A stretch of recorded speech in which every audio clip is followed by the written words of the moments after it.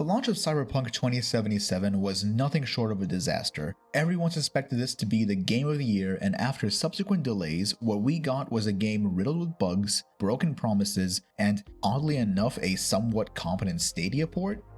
Weird. It's now 3 years into the game's life and has received massive updates in terms of gameplay. The first big shift in the public eye was the Edgerunners update with version 1.6, which saw a resurgence in player numbers where people began to wonder, wait, is Cyberpunk good now? What makes a game good or not is really subjective. Sure, there are some criteria that are objective, such as not being broken, but other criteria is different from game to game, even those within the same genre. People could say that Cyberpunk became good with the 1.3 update, which was large enough to require 2 Steam posts and fix the game to the point where people could say this is what the game should have been during launch.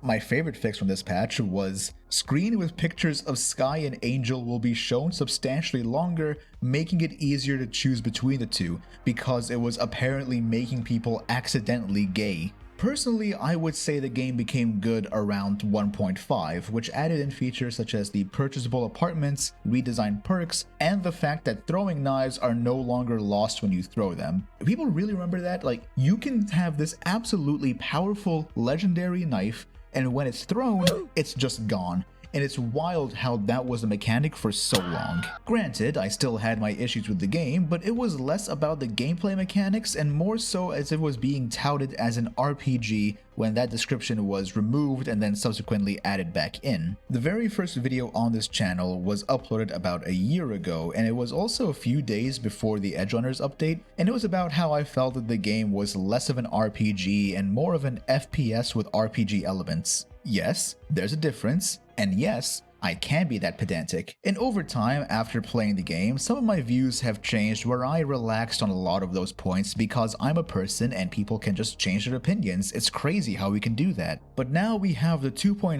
updates and the release of Phantom Liberty, and so people will be replaying the game again and experience a whole new list of changes and new content, and once again will ask whether or not the game's gone better. Patch 2.0 does not feature any major story changes. The base game plotline and quests are left untouched, though there may be a few lines here or there that might have gone added later. I don't fully recall. The major changes involve police actually being about in the city, and they can now chase you when you commit a crime. You'll find them patrolling about, and now you can actually quick hack them, which apparently you couldn't do before. Vehicle combat was also added, where you can now fire your weapon while driving, and some vehicles have mounted weaponry attached, and we have new perks that include vehicles in each attribute, such as I'm not hurt, you're hurt, and I hacked your car to blow up. Net running also faced a rework and rebalance, so it's not as busted as it was before, but it also features new mechanics such as overclocking, where you can now use your health as RAM for your quick hacks,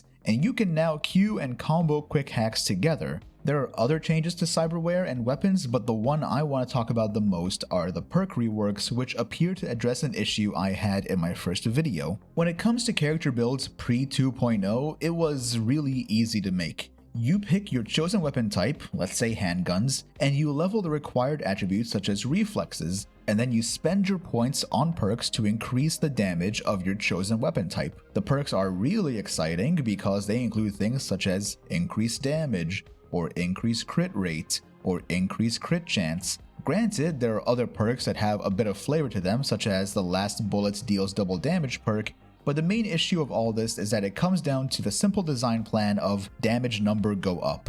But what if you wanted to use a rifle or a shotgun instead? Same concept. You pick the attributes, and then you pick the perks to increase your damage. You wouldn't get many new active abilities to use, and your gameplay at level 1 would be the same at higher levels. There's very little reason to swap to a different weapon when one works and could just one-shot enemies. You'd have to go out of your way to use something else, and when you do, it's not as strong as your main weapon because you didn't invest into it. The new rework addresses some of these concerns where we no longer have to spend 3 perk points to increase our damage by 10%, and in each attribute there are now these tiers which you unlock at 4, 9, and 15, with 20 in the attribute unlocking perks at the very top. You notice as well that there are no longer separate skills within each attribute such as Athletics, Annihilation, and Street Brawler for example, but rather 3 separate branches within the same attribute. And the perks are no longer passive damage increases, but passive and active effects that help change your gameplay. Within the body tree for blunt weapons, you can now barrel rush through enemies and knock them down, slam your weapon to the ground, cause a quake,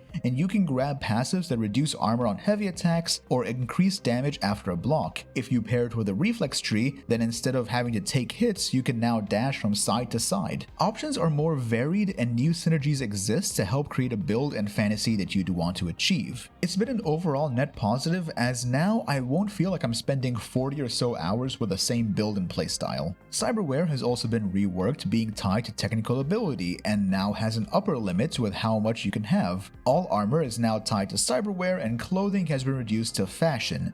Tragic. But the cyberware rework now allows for different playstyles and also has no minimum attribute requirement, so that means you can be a dum-dum and have the self-ice cyberware to protect yourself from netrunners, when previously that had like a requirement of 10 intelligence. Overall, I'm liking the gameplay changes in this patch. They feel fun, they're exciting, they make very hard mode actually really fucking difficult, and not just a delayed easy mode. As I said, there's no major changes to the story, mostly bug fixes for some quests. The main bulk of the story we'll find in Phantom Liberty, which is the main feature in my opinion for 2.0.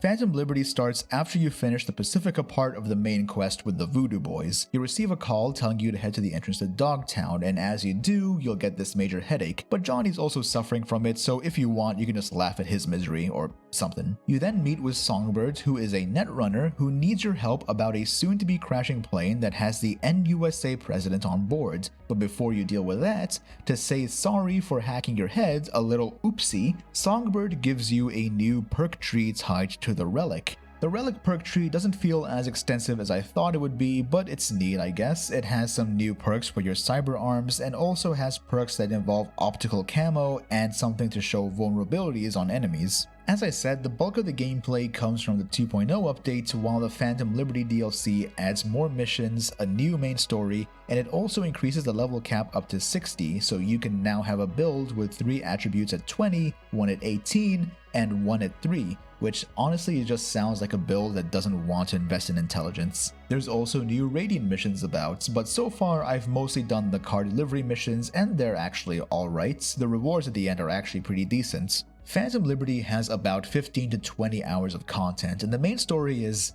actually really good. It doesn't take long to hook you into the plot thanks to an action-filled opening and moments of amazing cinematography to really pull you in. You'll find yourself walking around Dogtown, the ass end of Night City, trying to rescue Songbird with the help of FIA agents on the instructions of President Myers. A rescue mission as you navigate the politics of Dogtown, doing whatever you can because of the promise that Songbird has made that she can help you with a relic and save your life. You'll find multiple layers of intrigue as you start to wonder what's going on, what's true, what's not true, who's right in all this, as you and Idris Elba try to save Songbird from the Lord of Dogtown. Come on, you guys.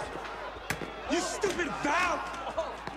Real talk though, has anyone else seen this movie? Please let me know, because I only know one other person who has seen it, and bonus points if you also had it on a PSP UMD disc. I have to give praise to the level designers and the arts team for this, because they managed to capture a feeling of unease when in Dogtown, a feeling of being away from home and a bit out of your element. Whether you're a street kid V, a nomad V, or a corpo V, you end up feeling more at home in Night City than you do here. There is a contrast between Dogtown and Night City, where both granted are shitholes in their own right, but you feel like you have the hometown advantage in Night City, but a feeling of being so far from home within Dogtown. It's a very subtle feeling that I felt each time I drove in and out, but enough to notice its effect. Hell, even Johnny's appearance here began to feel like a comforting presence as part of something familiar that has stuck around. In my first video, I mentioned how I wasn't really that big of a fan of the main story in the base game.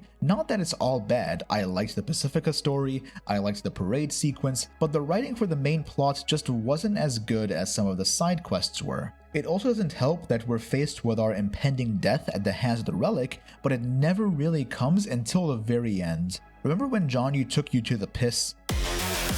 Sorry, the piss is Sophia? And it felt like you were on your last legs and you had everything you needed to go see Hanako?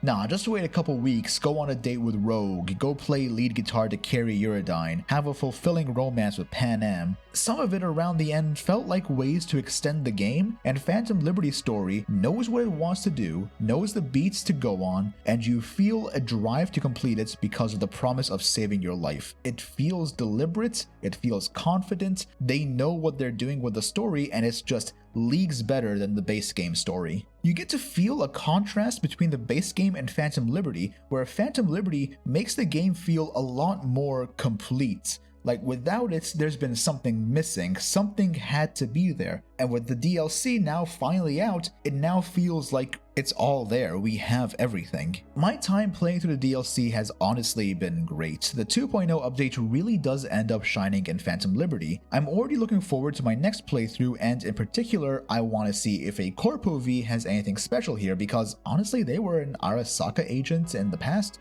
so I want to see if that ends up showing up here. And if you've played as a Corpo V and saw that nothing has really changed, then all I'm going to say is, don't tell me, I want to be disappointed in my own time. Originally, I was going to end on a note that this could have been what we got at the start if things were different, but there's really no point in thinking like this. The launch was rough due to an overpromised and overhyped game where the developers were subjected to massive crunch which damaged the launch, where 3 years later, it's now in a place where it's a fun and enjoyable experience. All we can hope for now is that when they develop Cyberpunk Orion, that they take lessons that they've learned from this game, avoid crunch time, and hopefully then we can have a better game at launch rather than waiting for an update or a massive overhaul. So one last time, is Cyberpunk good now?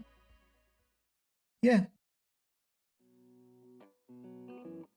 Hey everyone, I want to say thank you for stopping by and watching the video. I want to say I'm sorry if I sounded a bit weird during this one because I fell a bit sick while I was working on it, and hopefully I don't sound too bad, but if that's the case, well now you know. So yeah, Cyberpunk Phantom Liberty is pretty good. Are you enjoying the DLC? If so, let me know below. And the usual standard, if you like the video, leave a like. If you don't like it, leave a dislike. And if you want to see more of my work later, feel free to subscribe to the channel. And remember that I appreciate you.